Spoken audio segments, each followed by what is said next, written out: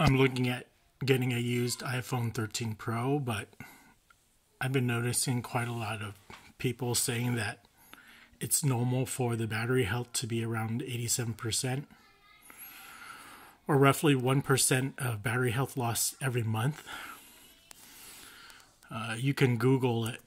Google iPhone battery health after a year. A lot of people say this is normal. And if it's normal, then one would think that, okay, 12% after a year, and after 2 years, you're already in the 70% range.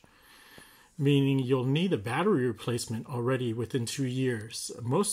I remember in the past, you could use an iPhone for around the iPhone replacement cycle is around 4 years. But what you're saying is, like an iPhone 13 Pro battery will cost $90 to replace at Apple.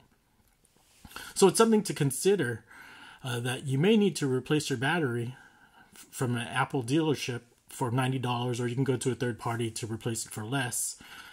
It's still, to me, a little strange. I guess that's the new norm, maybe.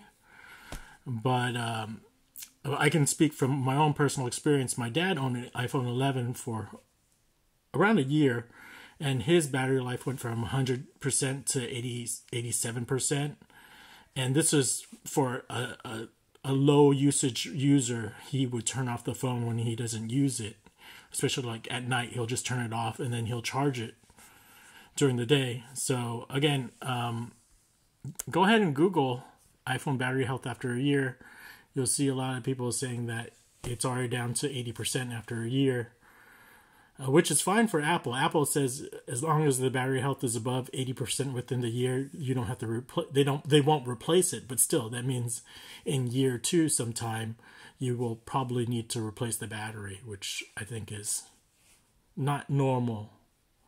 Or maybe it's just me. So I'm just making this video to say, like, within 2 years, are you having to replace your iPhone battery? Seems a little strange to me. And I think it's, again, it definitely is due to how you charge your phone, but iPhone has the software update where, what do you call it? It only charges it to 80% at night, and then it'll charge it the rest as you're waking up. And so I'm a little confused. I think it could be due to, again, lower quality batteries, also fast charging as well as wireless charging, or the phone getting hotter. Any one of these variables can affect the battery health on an iPhone. So just want to make a short video about that, because I was going to buy a used iPhone, but now if I'm going to get a used iPhone, I want to make sure the battery health on it is as high as possible, because if it's going to lose 1% a month, before you know it, after a year, I'm going to need to replace the battery anyway. So do you have this problem? If you do, how did you solve it? Or is it just something you have to live with? You know, you just charge your phone sooner than later. Over and out.